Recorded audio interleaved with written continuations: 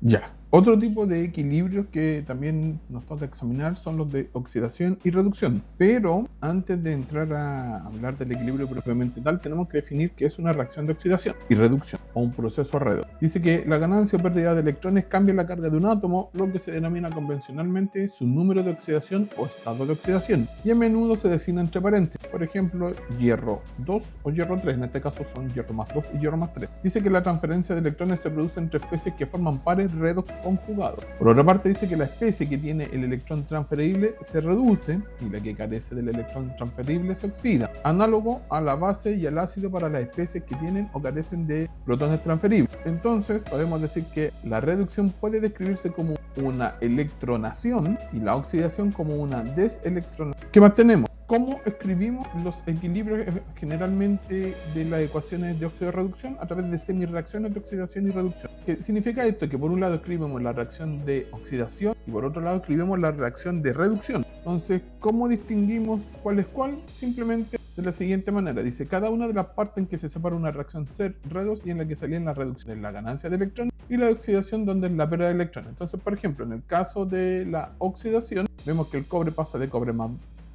a cobre más 2 y se escribe donde se perdió el electrón. Y en el caso de la reducción vemos que escribimos la especie que gana el electrón y como producto la especie ya que tiene ese electrón ganado, ¿sí? Entonces eso es una forma de escribir las reacciones de óxido-reducción. Ahora, otro apartado que es importante señalar es el de agente oxidante y agente reductor. Dice que en una reacción de oxidación-reducción, la sustancia que se oxida se denomina agente reductor porque proporciona electrones para la reducción. Es decir, que la sustancia que se oxida es el agente reductor.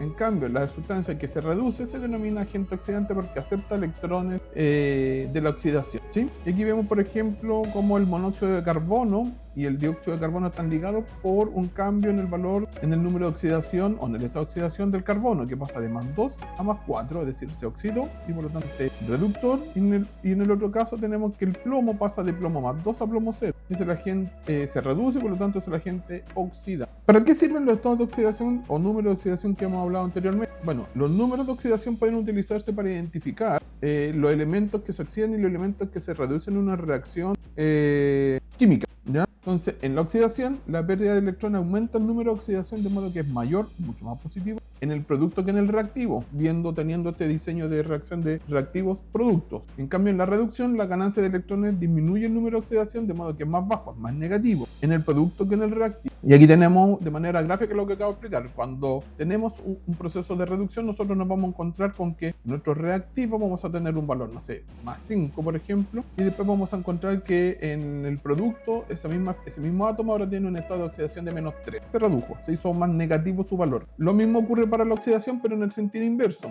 Es decir, que nos podemos encontrar con un estado de oxidación de menos 2 reactivo y en los productos de más 4, por ejemplo, en los productos. Y en este caso entonces pasamos que el reactivo aumentó su estado de oxidación, se hizo más positivo y por lo tanto se oxidó. Ahora, estos estados de oxidación que se asignan y que se indican de modo aproximado a la estructura electrónica de ese átomo en una molécula tienen ciertas reglas que nos permiten asignar ciertos estados de oxidación que nos permiten organizar de alguna manera la información. Ahora, ¿cuáles son estas reglas? Dice, regla general de asignación de estados de oxidación. Dice, se imagina la situación límite, no real, de que los electrones de un enlace se hayan transferido completamente al átomo más electronegativo del enlace. El estado de oxidación de cada átomo es la carga que tiene tras esta operación mental.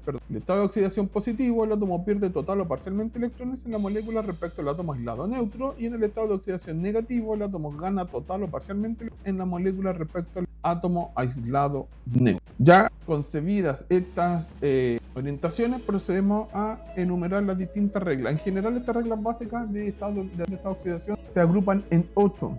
Pueden cambiar dependiendo de dónde obtengan la información, pero en general son 8.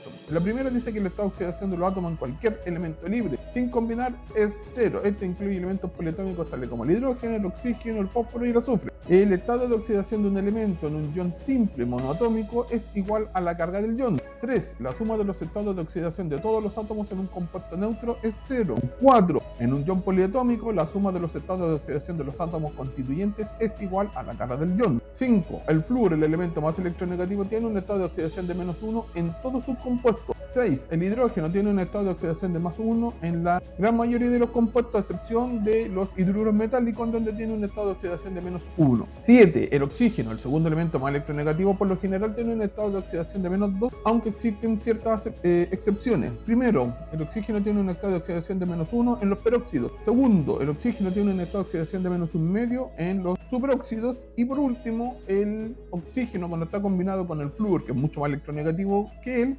tiene un estado de oxidación de +2. Y por último, la última regla habla un poco de la ubicación de los iones monoatómicos en la tabla periódica y al grupo que pertenecen. Por ejemplo, los elementos del grupo 1A tienen estado de oxidación en +1 en la totalidad de sus compuestos. Elementos del grupo 2A tienen estado de oxidación +2 en la totalidad de sus compuestos. Elementos del grupo 3A tienen estado de oxidación de +3 en todos sus compuestos, con algunas raras excepciones. Elementos del grupo 5A tienen números de oxidación de -3 en compuestos binarios con metales, con hidrógeno, con amonio. Las excepciones son los compuestos con un elemento del grupo 5A combinado con un elemento a su derecha en la tabla periódica. En este caso, sus estados de oxidación se pueden encontrar mediante el uso de las reglas 3 y 4 que vimos anteriormente. Elementos del grupo 6A debajo del oxígeno tienen números de oxidación de -2 en compuestos binarios con metales, con hidrógeno y con amonio. Cuando estos elementos se combinan con el oxígeno o con un halógeno más ligero, los estados de oxidación se pueden encontrar mediante el empleo de las reglas 3 y 4. Elementos del grupo 7A, los halógenos, tienen estados de oxidación de -1 en los compuestos binarios con metales, con hidrógeno y con amonio, o con un halógeno más pesado. Este elemento, excepto el flúor, es decir, cloro, bromo, yodo, se combinan con el oxígeno o con un halógeno más ligero, sus números de oxidación se pueden encontrar nuevamente utilizando las reglas 3 y 4. Ahora sí, vamos al equilibrio redox o de oxidación-reducción. Podemos definir entonces a partir de la semireacción de oxidación una constante de oxidación, y en este caso la constante de equilibrio va a corresponder al producto que tiene un estado de oxidación mayor dividido por la concentración del reactivo que tiene un estado de oxidación menor. Si existe entonces una constante de oxidación, también existirá una constante de reducción. Escrita la misma semireacción en el sentido contrario, es decir, en el de la reducción, podemos volver a suponer una constante de reducción, y en este caso es la especie que tiene el valor en los productos un menor valor de estado de oxidación dividido por la especie que tiene un mayor valor de estado de oxidación en los reactivos. Ahora, para hacer esto mucho más simple, la relación entre K de oxidación y la K de reducción es que la K de oxidación es igual al inverso de la K de reducción. Por otra parte, tenemos que revisar el potencial estándar de electrodo y la constante de equilibrio. Dice que el E0, que es el potencial estándar de electrodo, es el potencial eléctrico estándar asociado a una semireacción redox, medido en condiciones estándar que son 25 grados Celsius, 1 molar de concentración y una atmósfera de presión, cuyo valor se mide en voltios. Un potencial estándar de electrodo positivo indica que la especie se reduce fácilmente, mientras que un potencial estándar de electrodo negativo indica que la especie tiende a oxidar. Ahora, está relacionado con la constante de equilibrio por la ecuación de Nernst y con esta fórmula que dice que el potencial va a ser igual a 0,0591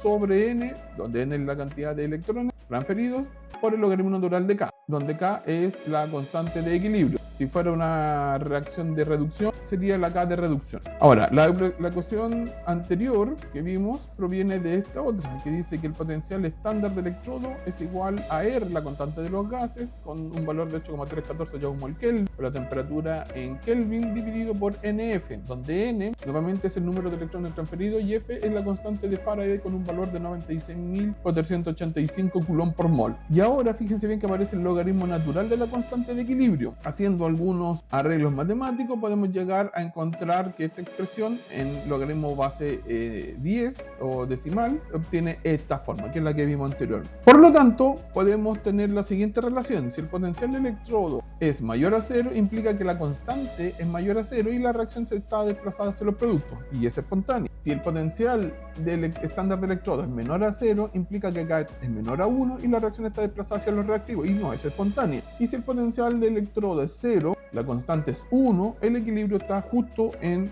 el centro de la reacción.